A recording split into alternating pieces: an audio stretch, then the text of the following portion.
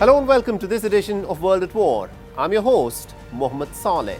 A lot of you have written to us about the name of this show. Why do we call our show World at War? After all, the Russian war in Ukraine that has dominated the headlines in the last 5 months is essentially a European war.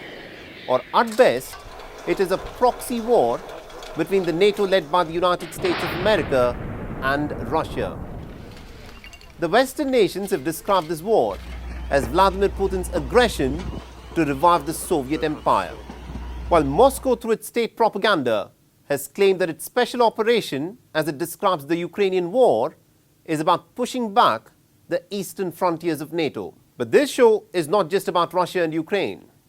As we speak, there are a total of 26 active conflicts spread across continents that are simmering away and consuming human lives. Wars happen because even after thousands of years of civilization, human beings have not been able to come up with better ways of resolving conflicts. Yes, talks and diplomacy do work, but they have their limitations. And often in such cases, it is the battlefield that decides the forward course. Around the world, every inch of territory, every river, lake and waterway has a claimant, and often a counter-claimant. Ideas have the power to move the world, but they also often drag groups of people into a war zone. Religion, the old savior of mankind, has perhaps been one of the biggest sources of conflict. And our show World at War is about all these conflicts. It is not limited to any one continent, but explores the why question behind the many conflicts that are tearing our world apart. Modern warfare in the course of just the last decade has undergone a fundamental change. Drones now dominate the battlefield. Combined with artificial intelligence, the possibility of drones carrying out surveillance, target tracking, and weapons delivery are almost limitless. Unlike traditional Air Force assets, drones don't always need an airfield and lots of infrastructure to launch. And unlike missiles, drones can hover and gain time for situational awareness in the battlefield before firing a weapon. Now, as a concept, a drone or an unmanned aerial vehicle is fairly simple. But in modern warfare, these unmanned aerial vehicles can execute attacks with devastating efficiency.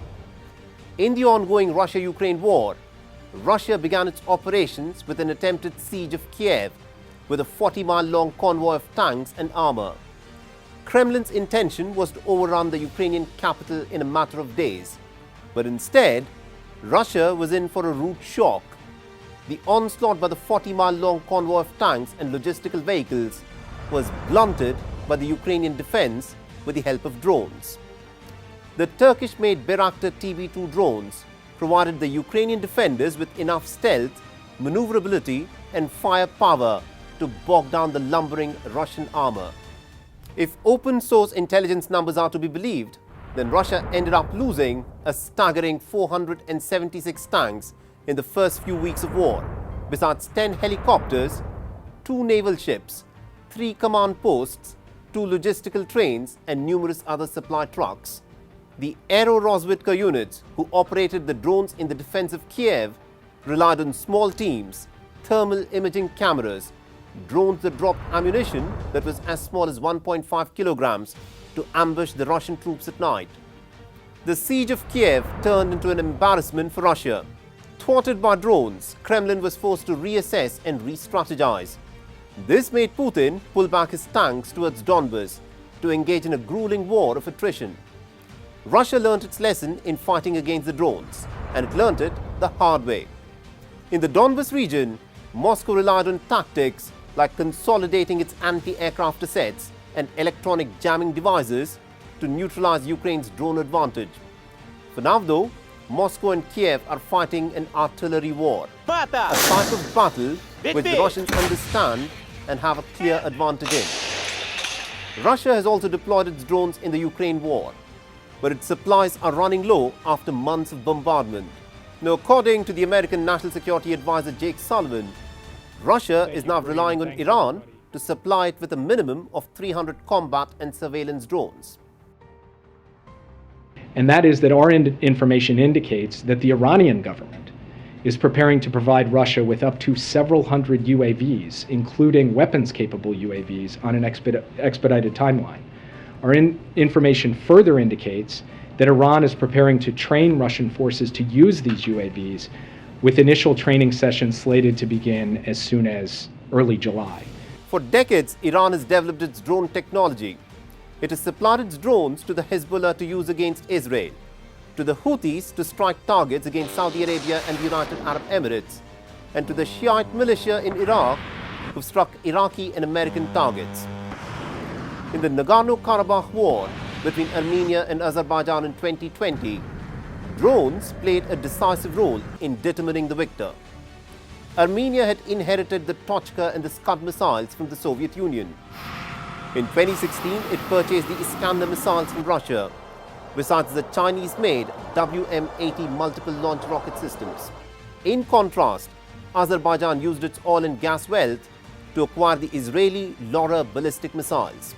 From Turkey, it purchased the Bayraktar TB2 drones. From Israel, it purchased the Kamikaze drones, including the Harp, Orbiter and Sky Striker UAVs. More than any other war, the Nagorno-Karabakh conflict highlighted the advantages that drones bring to a battlefield. Azerbaijani drones allowed them to dominate the skies. They enabled Azerbaijani forces to locate, track and strike down targets with precise hits far beyond the front lines. Israel has one of the largest arsenals of combat drones in the Middle East and regularly uses drones to strike targets deep inside the Palestinian territories. Ethiopia, in its civil war in the Tigray province, has extensively bombed targets using the Turkish Bayraktar TB2 drones. General Khalifa Haftar was supplied Chinese-manufactured drones by the United Arab Emirates to be deployed in the battlefields of Libya's civil war. The United States, the pioneer in using combat drones, regularly bombed targets in Afghanistan and Pakistan using its bluntly named MQ-1 Predator drone. In 2020, the United States is widely believed to have used its Reaper drone to assassinate the top Iranian general Qasem Soleimani at the Baghdad airport in January 2020. As of now, Russia is widely believed to be a decade behind the United States in terms of drone technology. It is this chink in the Russian defense that Ukraine wishes to exploit to turn the war around. Along with drones, electronic warfare has assumed a whole new significance. This is the art and science of locating enemy forces by electronic signals that they send out and then isolating them by jamming their communications. As of 2022, an estimated 100 countries and non-state actors have access to armed drones. Very soon, drones are expected to operate as a swarm to stage simultaneous multi-directional attacks to take down human defenders. Advancements in AI will turn drone swarms into unstoppable fighting machines. The concept of a drone swarm is still futuristic, but the age of drones is well and truly upon us.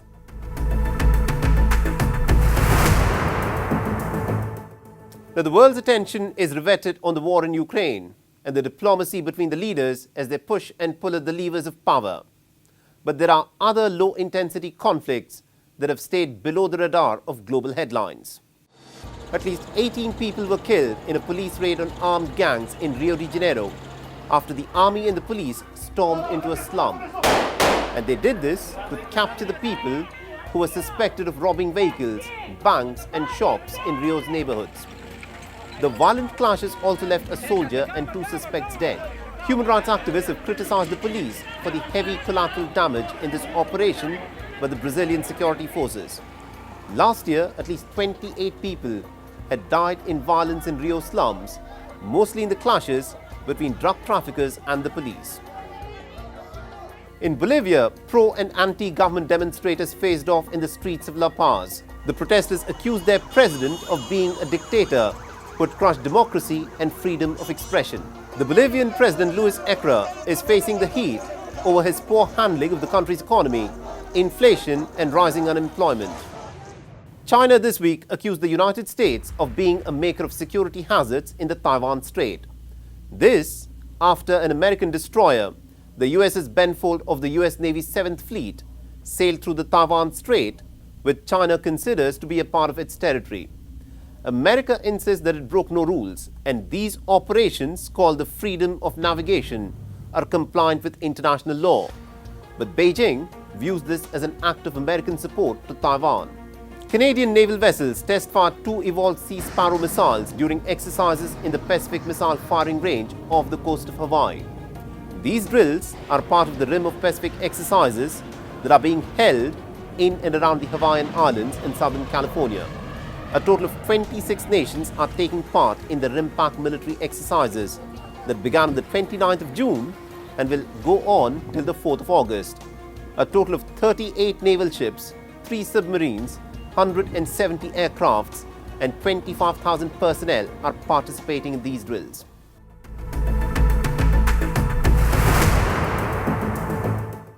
Iraqi Kurdistan is on the boil. 9 people were killed and 23 others were wounded when 4 shells struck the Duhok province in Iraq. As expected, Baghdad is incensed and has accused Turkey of carrying out the shelling on the mountain resort in the northern Duhok province. But Istanbul has refuted the allegations. Instead, it is pointing fingers at the Kurdistan Workers' Party or the PKK for staging the attack. So what's the truth and who's behind these deadly attacks? Our next report explores. When 4 shells struck the summer resort in the northern Iraqi town of Sakho, at the moment there was immediate panic. The holiday had turned into a tragedy. 9 people, including a newlywed groom and a 1-year-old infant, were killed in this attack. All casualties are said to be Iraqi citizens. Mobile phones, such as this, that has since emerged of the attack, will give you a glimpse of the manner in which people were forced to flee from the area. All the families were sitting in the resort, and after 30 minutes, a strike began. We heard 3. We don't know if they were airplanes or missiles. People died, others were injured, and some were in the water. A lot of people were killed. Iraq was unequivocal in its accusation. It condemned the attacks as a flagrant violation of Iraq's sovereignty.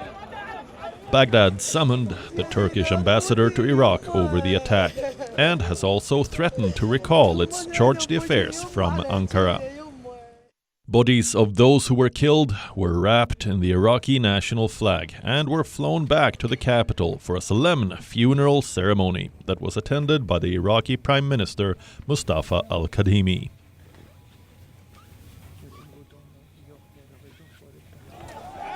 But on the streets, people's anger got the better of them. Protesters gathered in front of the Turkish embassy in Baghdad and resorted to stone pelting. They burnt tires and got into scuffles with the police. At one point, the protesters even tried to storm the Turkish embassy to tear down the Turkish flag and replace it with the Iraqi one. But in Ankara, the Turkish foreign minister tried to dissociate his country from the massacre of the innocents. The whole world knows that Turkey would never carry out an attack on civilians. Our fight against terrorism continues within the framework of international laws. Yesterday, as soon as the news broke out, we liaised with the concerning institutions and shared information. And according to the information we received from Turkish armed forces, we did not carry out any attack against civilians.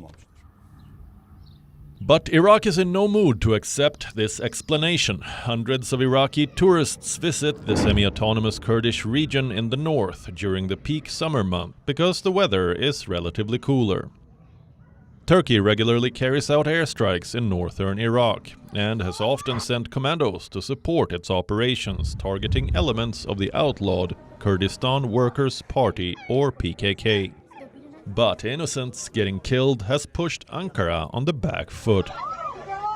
It is trying to firefight itself out of a situation where few people are willing to believe that Ankara was not behind this deadly attack in Iraqi Kurdistan.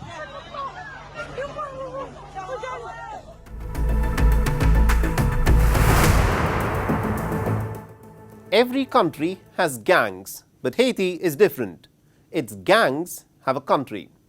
Ever since the assassination of President Jovenel Moise in July 2021, criminal gangs have become the virtual government. It is their writ which runs large. A beautiful island in the Caribbean paradise has become hellish, racked by poverty and torn apart by criminal violence. This has meant an ever-rising death toll, and common people are suffering due to a scarcity of essential items like food and fuel. But things have really gotten out of hand in the last fortnight.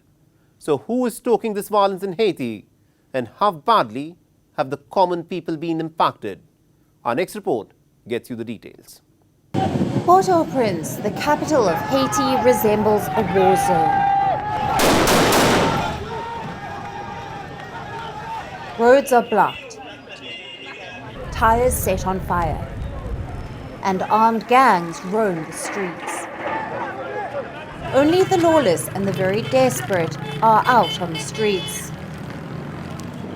The United Nations has estimated that almost 234 people have been killed in the span of a fortnight in the deadly gang violence that has erupted since the beginning of this month. The assassination of President Jovenel Moise exactly a year ago has given the gangs a free run on the streets of Port-au-Prince. I'm concerned that the situation is spiraling out of control already. Large parts of Port-au-Prince are controlled by gangs. The data we have show that the situation over the past 90 days has gotten worse.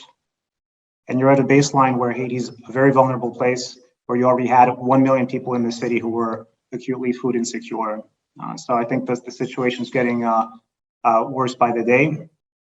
A turf war between two criminal gangs called G9 and G-PEP is at the heart of the conflict. Pitch gun battles for the control of Saint-Solel, just outside of Port-au-Prince, has resulted in essential supplies getting blocked. Thousands of people are trapped without access to food and water. Compounding matters, 2 ships with fuel haven't been able to unload their cargo due to security reasons. This has resulted in chronic shortages at petrol stations. Price of fuel has gone through the roof, making people's anger boil over. Every time they want to raise fuel prices, they allege there's scarcity. That's not true. There is stock. There is no need to cause pain to people. They will not be able to do so. If they are determined to raise oil prices, we will set the country on fire and they will all disappear. Horrified at the scale of violence unfolding on the streets of Port-au-Prince, the United Nations Security Council has unanimously passed a resolution to stop the sale of small arms to Haiti. An estimated 930 people have been killed since the beginning of this year. The Haitian government that has taken over the reins after the assassination of Jovenel Moise hasn't been able to assert its control. 40 people, including former Colombian soldiers, have been arrested for storming into President Jovenel Moise's private residence in a pre-dawn raid for his assassination, but none of them has been charged. What makes matters worse is that the sitting Prime Minister, Ariel Henry, faces accusations of being involved in the plot to assassinate Jovenel Moise. 4 judges have so far recused themselves from hearing the case, citing intimidation and threats to personal safety. The case has now been transferred to a 5th judge. Haiti is the poorest nation of the Western Hemisphere. Of its 4.4 million population, almost 1 million are chronically food insecure. Like all Caribbean nations, Haiti is heavily dependent on imports to meet its grain requirements. But with inflation at over 52%, the Russia-Ukraine conflict having pushed up the global food prices, and chronic lawlessness on the streets, the Haitian people are bracing themselves for some tough days ahead.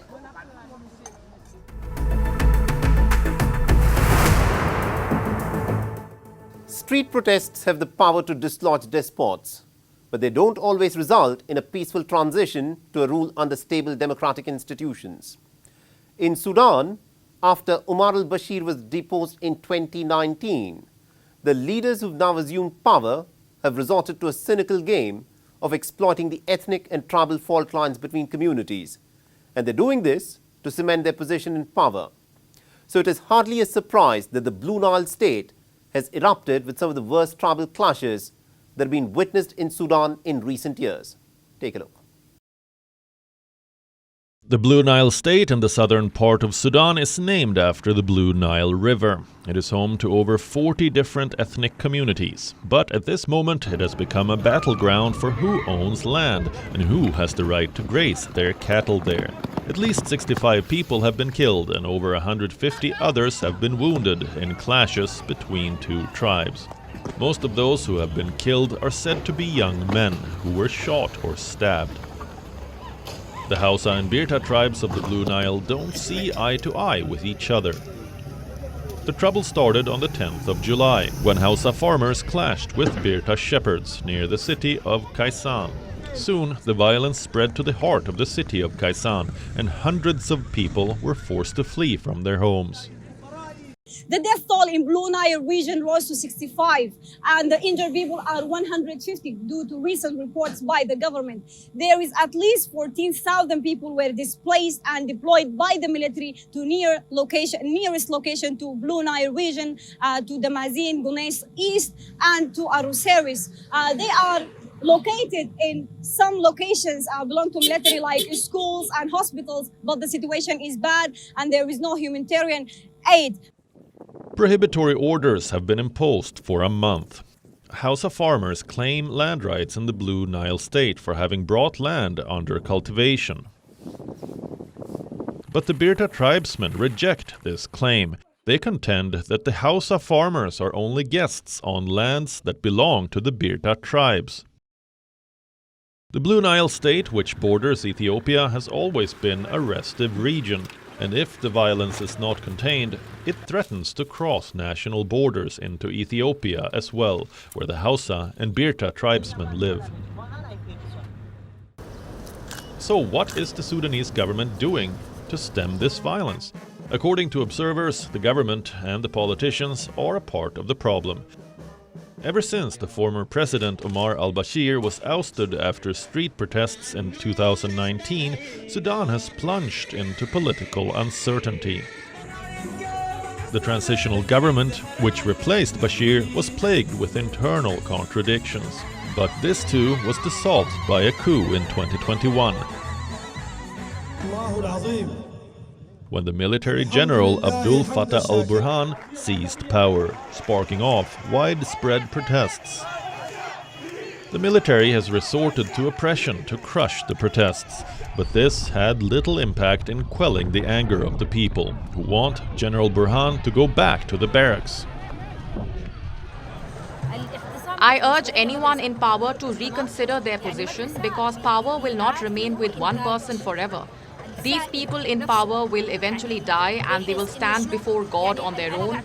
No one will stand in front of God and say, I was implementing orders to kill, because orders never worked in favor of those in power. To deal with the widespread political turmoil, the Sudanese leadership has been accused of reopening the old wounds of tribal warfare. The police and security forces are caught up guarding the rulers in the capital city of Khartoum. Lawlessness has increased in the hinterland, and it is not just in the Blue Nile state. Even the troubled Darfur region has witnessed fresh violence this year. According to the United Nations, an estimated 84,000 people have been driven out of their homes after attacks by tribal militia. Unless there is some hard political intent to rein in the violence, the ethnic and tribal fault lines of Sudan will rupture further.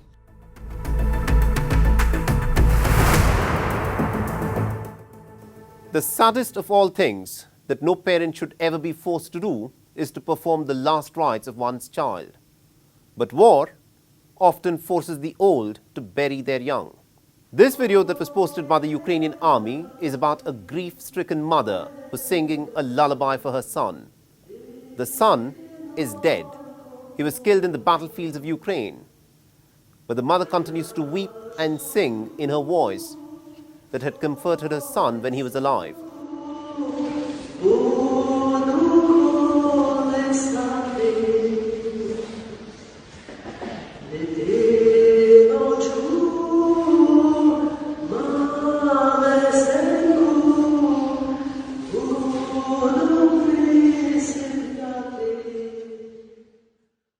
Only those who've never lived through a war talk of glory in war. Because for most people impacted by war, they know that it only brings grief, suffering, and loss. These images, I'm sure, will make you sit up and think. Thanks for watching World at War. And if you want to reach out to me with any comments, suggestions, or feedback, please feel free to tweet to me on the Twitter handle that you see on your screens. I'm your host, Mohammed Saleh. Thanks for watching.